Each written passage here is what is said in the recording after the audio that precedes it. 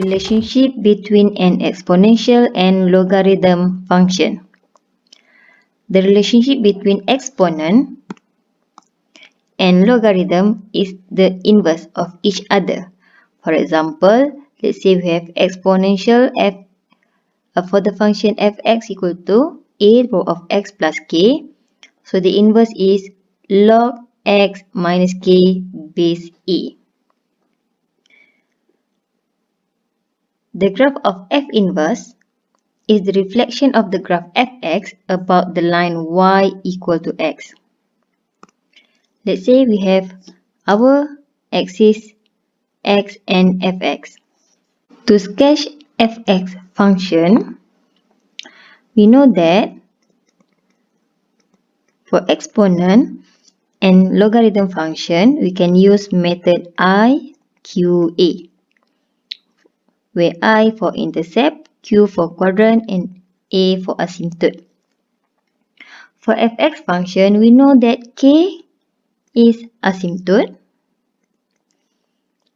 Y asymptote, and then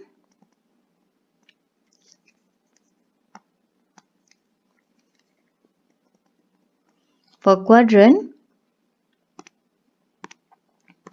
we can look at the sign of x and y. So positive means first quadrant, and lastly the intercept is when x equal to 0, we can get y equal to k plus 1. So you can sketch the graph. Let's say y equal to k. For example, this is our asymptote. Y equal to k. And then the intercept is k plus 1. And our first quadrant from first quadrant. So our sketching must be from first quadrant, intercept at k plus 1, and approaching the asymptote. So how about a graph for f inverse? Okay, for f inverse x equal to log base a x minus k. By using IQA method, we can get the asymptote from the value inside the log. So x minus k must be greater than 0. So x must be greater than k. So this is our asymptote, x equal to k. And then for quadrant, we can find from the value for x is positive, and in front of log also positive for y, means positive in the first quadrant.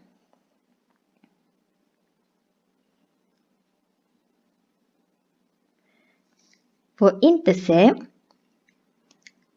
we let y equal to 0, means k plus 1, 0. We can get k plus 1, 0.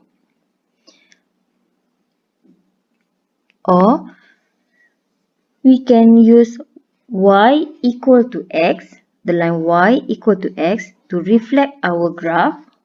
For example, like this. Okay, this is our y equal to x, and then we can reflect for fx y equal to k, for inverse x equal to k.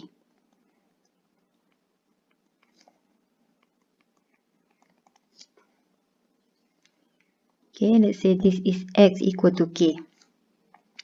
And then for intercept, we know that k plus 1. So let's say this is our k plus 1. And quadrant, also from first quadrant. So we can sketch like this. From first quadrant, intercept at k plus 1 and approaching x equal to k. So the first one is fx, and then the second one is f inverse.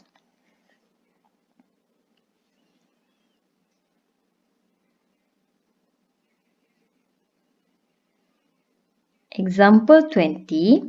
Given that fx equal to ln 4x minus 3, show that fx is one-to-one function.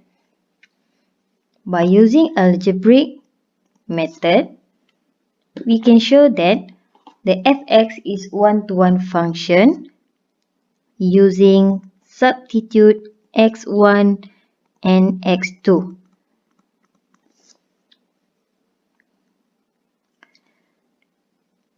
So first function, we substitute x into x1 equal to second function where the x we substitute with x2.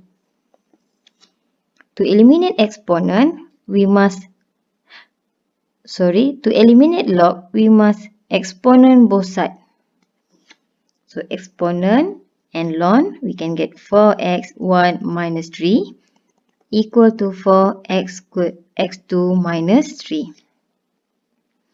And then we simplify, we can get minus 3 plus 3. So 4x1 equal to 4x2. And then we divide 4. We can get x1 equal to x2.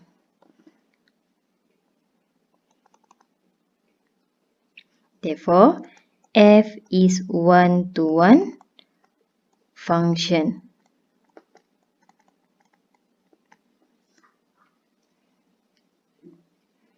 Okay, question B. Find an expression for f inverse. By using properties of f inverse x equal to x, we substitute x into f inverse. So we can get ln 4 in the bracket minus 3 equal to x, and then we substitute x into f inverse,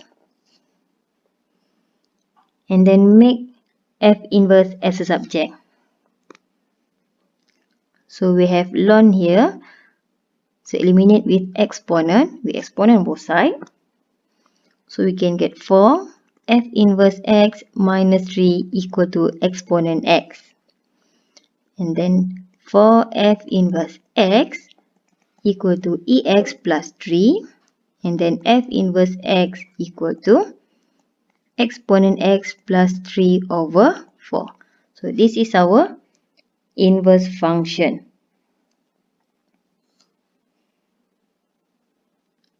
For question C, determine the domain and range for f and f inverse. So for C, our function f is ln 4x minus 3, and our inverse is exponent x plus 3 over 4. From fx, we know that the function is ln. So the domain for ln, we must take the value inside the ln and must be greater than 0. So x must be greater than 3 over 4.